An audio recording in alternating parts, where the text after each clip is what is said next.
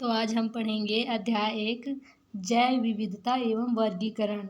तो हम कक्षा 9वीं की अध्याय 1 जैव विविधता एवं वर्गीकरण का प्रश्न उत्तर देखेंगे। पहला है सही विकल्प चुनें।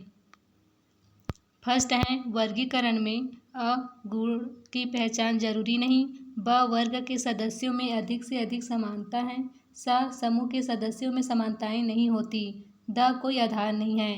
तो इसका आंसर उत्तर ब वर्ग के सदस्यों में अधिक से अधिक समानता है आ जाएगा।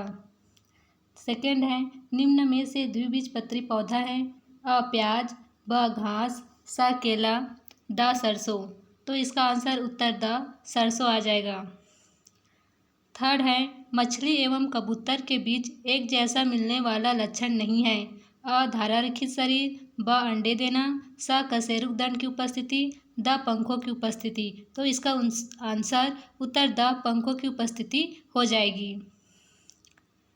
दूसरा है रिक्त स्थानों की पूर्ति करें। पहला समूहीकरण व वर्गीकरण की प्रक्रिया में आधार चुनना आवश्यक है। तो इसका आंसर हो जाएगा समूहीकरण व वर्गीकरण। इसका आंसर हो जाएगा वर्गीकरण। वर्गीकरण की प्रक्रिया में आधार चुनना आवश्यक है। उसके बाद हमारा दूसरा है मोनेरा जगत में प्रोकैरियोटिक जीवों को शामिल किया जाता है। खाली स्थान में इसका आंसर है दूसरा का मोनेरा जगत में प्रोकैरियोटिक जीवों को शामिल किया जाता है। थर्ड है 5 जगत वर्गीकरण R.H. व्हिटेकर ने दिया था। इसका आंसर है R.H. व्हिटेकर ने दिया था।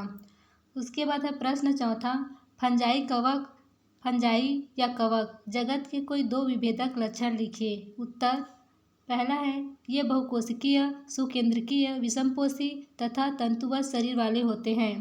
दूसरा इनके तंतु शाखित होकर जाल बनाते हैं जिसे कवक जाल माइसीलियम कहते हैं। प्रश्न पांचवा है उभयचर एवं सरीसृप में कोई 2 अंतर लिखिए। यहाँ पर सरीसृप हो जाएगा। उत्तर है क्रमांक उभयचर सरीसृप। तो पहला है उभयचर में, इसमें उभयचर में क्या होता है त्वचा नमी युक्त होती है, सरीसृप में त्वचा नमी युक्त नहीं होती, शुष्क एवं शल्क युक्त होती है। दूसरा है श्वसन, लार्वा में गिल्स व वयस्क में फेफड़ों द्वारा श्वसन होता है। उदाहरण है मेढक और टोड भेग। उसके बाद में सरीसृप में आ जाता है केवल फेफड़ों द्वारा श्वसन होता है। उदाहरण मगर, छिपकली, सांप, कछुआ आदि। प्रश्न छठवां है फंजाई कवक की कोशिकाओं में कोशिका भित्ति पाई जाती है, फिर भी उन्हें प्लांटी पादप जगत के अंतर्गत नहीं रखा जा सकता, क्यों? कोई एक कारण लिखिए। उदाहरण उत्तर है क्योंकि प्लांटी पादप जगत में सेल्यूलोज की बनी कोशिका भित्ति पाई जाती हैं, जबकि फंजाई कवक में काइटिन की बनी कोशिका भित्ति होती है। लघु उत्तरी प्रश्न 1 है मगर, कछुआ एवं छिपकली को एक साथ रखने का क्या आधार है? उत्तर है इनमें रीढ़ की हड्डी उपस्थित होती है, इनकी त्वचा पर बाल नहीं होते हैं, इनके शरीर पर पंख नहीं होते हैं, इनमें नमी युक्त त्वचा का अभाव होता है। ये सभी सरीसृप है जैसे कि छिपकली।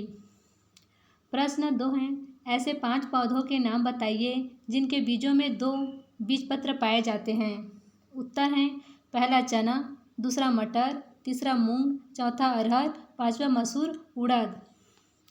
प्रश्न 3 है वर्गीकरण की आवश्यकता क्यों पड़ी?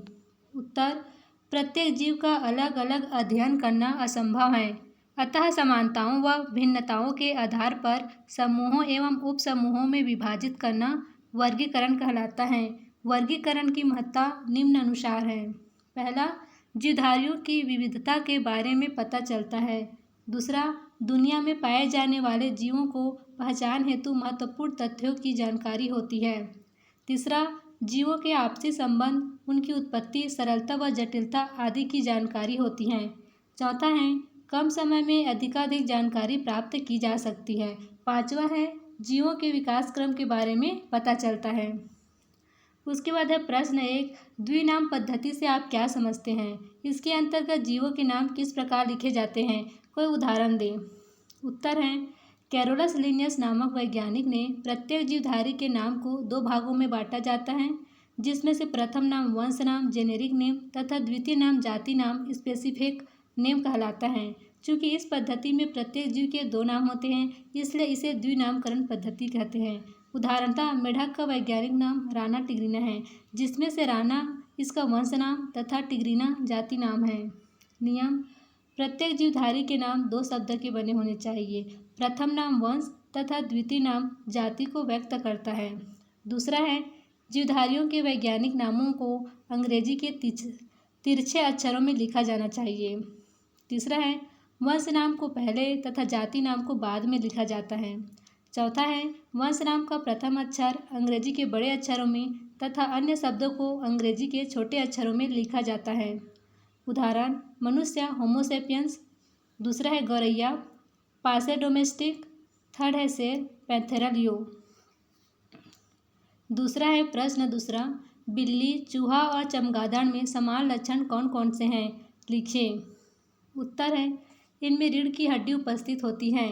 इनकी त्वचा पर बाल पाए जाते हैं। ये सभी स्तनधारी जंतु हैं। इनकी उत्पत्ति आरंभिक मध्य जुरासिक युग में हुई थी। ये समतापी हैं, अर्थात शरीर का ताप स्थिर रहता है। लाल रक्त कणिकाएं केंद्रक रहित होती हैं। हृदय 4 कक्षों में बटा होता है। गुदा मूत्र व जनन द्वारा अलग अलग खुलते हैं। मादा में स्तन पाए जाते हैं। स्तनों में दूध ग्रंथियां पाई जाती हैं। पैरों में खुर, नखर या उंगलियों में जाल पाए जाते हैं। इनमें वसा कण विकसित होता है। इनमें बाह्य कण विकसित होता है। यहाँ पर वसा नहीं होगा, इनमें बाह्य कण विकसित होता है, आ जाएगा। 5 जगत वर्गीकरण के क्या आधार हैं? वे 5 जगत कौन कौन से हैं, विस्तार से समझाइए। 5 जगत वर्गीकरण का आधार हैं, जीवों की विविधता पर और अधिक बेहतर तरीके से विचार किया जाए। अतः पूर्व की पद्धतियों की तुलना में 5 जगत वर्गीकरण अधिक विकसित जान पड़ती हैं। वे 5 जगत निम्नलिखित है: ए मोनेरा जगत, बी प्रोटिस्टा जगत, सी फंजाई जगत, डी प्लांटी जगत, ई एनिमेलिया जंतु जगत।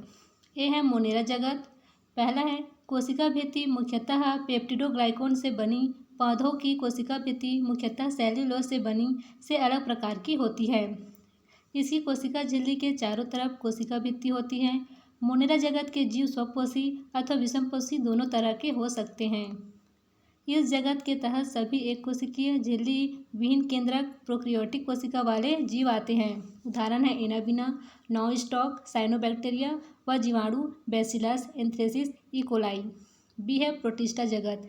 इस जगत के सभी जीव एक कोशिकीय झिल्ली युक्त केंद्रक यूकेरियोटिक कोशिका वाले होते हैं। दूसरा है जगत प्रोटिस्टा में स्वपोषी तथा विषमपोषी दोनों तरह के जीव हो सकते हैं। थर्ड है प्रोटिस्टा जगत के जीवों में जीवन की सभी क्रियाएं एक ही कोशिका द्वारा संचालित होती हैं। उदाहरण अमीबा, एंटअमीबा, पैरामीशियम। फंजाई कवक जगत। कवक की कोशिकाओं में क्लोरोप्लास्ट हरित लवक नहीं मिलता है। ये एक कोशिकीय तथा बहुकोशिकीय विषमपोषी तथा यूकेरियोटिक होते हैं। ज़्यादातर फंगस तंतुमय होते हैं। ये तंतुओं का जाल निर्मित करते हैं जिसे माइसीलियम कवक जाल कहा जाता है। उदाहरण penicillium, aspergillus, bread mould, rhizopus, mushroom agaricus, खमीर, म्यूकर। पादप प्लांटी जगत। ये बहुकोशिकीय तथा यूकेरियोटिक कोशिका वाले होते हैं। कोशिका भित्ति सेल्यूलोज से बनी होती हैं। ज़्यादातर पादपों की कोशिकाओं में क्लोरोप्लास्ट हरित लवक मिलता है जिससे ये फोटोसिंथेसिस द्वारा भोजन बनाते हैं। ये स्वपोषी होते हैं। उदाहरण है धान, नीम, खजूर, फर्न, मॉस, फ्यूनेरिया, शैवाल, स्पाइरोगैरा। ये है जंतु एनिमेलिया जगत। कोशिका भित्ति का अभाव होता है। इस जगत के जीव विषमपोषी, यूकेरियोटिक तथा बहुकोशिकीय होते हैं। ज़्यादातर जंतु में प्रजनन अंग होते हैं। इनमें पोषण प्राणिसम यानी अंतर्ग्रहण से होता है। भोजन करने हेतु विशेष अंग होते हैं यथा चिड़ियों में चोंच, मानव में मुंह, बटरफ्लाई में रस चूसक नली आदि। जंतु कोशिका में क्लोरोप्लास्ट हरित लवक नहीं मिलता है। उदाहरण मछली, बिच्छू, घोंघा, केचुआ, कृमि, हाइड्रा, मानव, तारा मछली, तोता, चीता आदि। प्रश्न चौथा है आधार बदल जाने पर वर्गीकरण का स्वरूप भी बदल जाता है। इस कथन से आप सहमत हैं या नहीं, कारण सहित लिखिए। उत्तर है आधार बदल जाने पर वर्गीकरण का स्वरूप भी बदल जाता है। इस कथन से हम सहमत हैं क्योंकि वर्गीकरण का स्वरूप पूर्णतः आधार पर ही निर्भर करता है। वैज्ञानिकों ने जीवों को उनमें पाई जाने वाली समानताओं तथा विभिन्नताओं के आधार पर ही वर्गीकृत किया है। वर्गीकरण जीवों की समानता तथा विविधता को स्पष्ट करता है। अरस्तु ने जीवों को उनके आवास के आधार पर वर्गीकृत किया था। 1686 में जॉनरे ने पौधों के वर्गीकरण में उनके बाह्य लक्षणों को आधार माना।